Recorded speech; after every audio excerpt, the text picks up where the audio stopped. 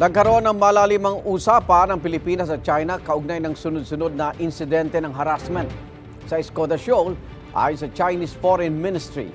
Muling binigyan din ng China na sila ang may karapatan sa Skoda Shoal at hinimok ang Pilipinas na alisin ang ating mga barko roon. Gayunpaman, nagkasundo raw ang Pilipinas at China na panatilihin ang diplomasya at komunikasyon tungkol sa mga issue sa South China Sea. Sinisika pa ng GMA Integrated News sa kunin ng pahayag ng Department of Foreign Affairs kaugnay ng pulong. Bago pa yan, ipinotesta na ng DFA ang mga harassment ng China sa Skoda Shoal na bahagi ng Exclusive Economic Zone ng Pilipinas.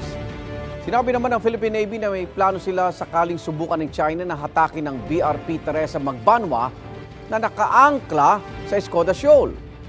Hindi nagbigay ng iba pang detalye ang Philippine Navy pero alam na raw ng AFP Western Command ang protocol kaugnay niyan.